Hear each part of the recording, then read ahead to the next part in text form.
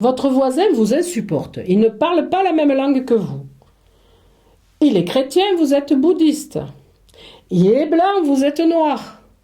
Il aime le jazz et vous le détestez. Quelle mauvaise idée vous avez eue que d'aller acheter la maison mitoyenne.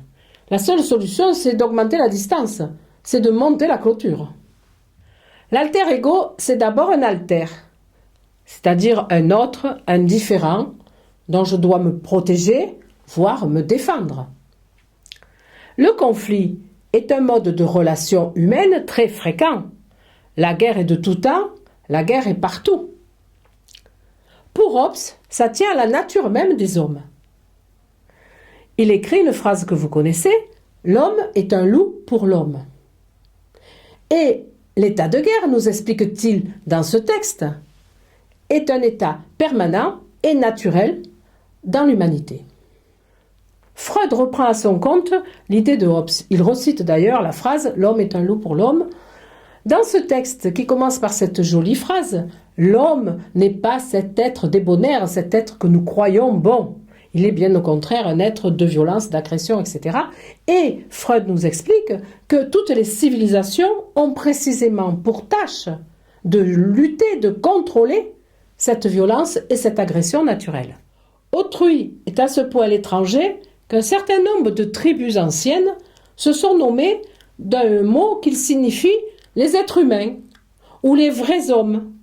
Et ils dénient la qualité d'être humain aux autres tribus. Est-ce que la xénophobie est liée à une méconnaissance d'autrui, comme le prétend Rousseau?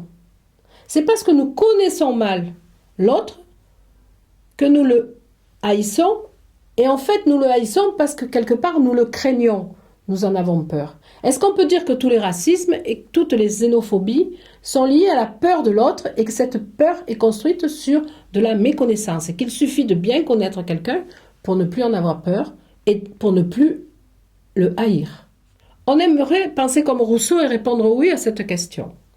Hélas, il y a ce concept très résistant de frère ennemi. Pourquoi parle-t-on de frère ennemi? Pourquoi la haine du frère ennemi est généralement beaucoup plus violente que la haine de l'étranger lointain? Parce que nous avons besoin de la distance pour exister, on l'a dit, de l'altérité. Et que cette altérité, il nous faut la construire avec les gens qui nous sont les plus proches. De façon, c'est comme le voisin et la clôture, de façon à ce qu'ils n'envahissent pas notre territoire et qu'on puisse faire bien la distinction entre ce qui est moi et ce qui est l'autre. Cette crainte de confusion fabrique la haine du frère ennemi. Je veux le répéter, l'altérité est quelque chose d'essentiel à la constitution de notre conscience, l'essentiel de la constitution de notre identité et l'essentiel peut-être même pour notre santé mentale. Nous avons aussi dans alter ego le mot ego. Autrui, c'est mon semblable, c'est pas seulement mon différent, c'est un autre ego dans lequel je reconnais une conscience comme je connais ma conscience.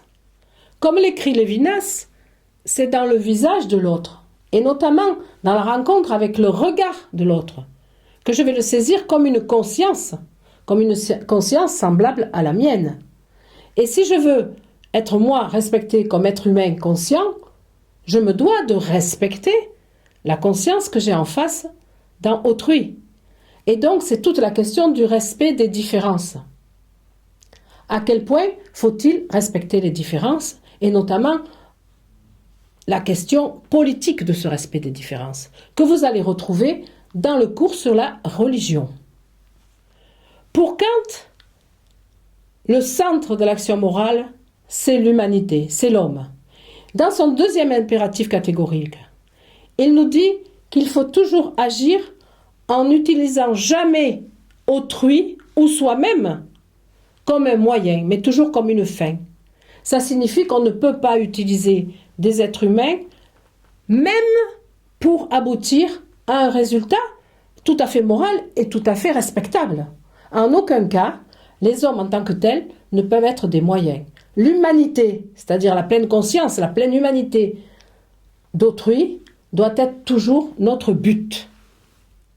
Cette seconde partie à laquelle j'ai donné pour titre le semblable, correspond à la deuxième série de questions possibles sur le sujet d'autrui. Donc, voilà un exemple. Comment justifie-t-on le respect d'autrui ?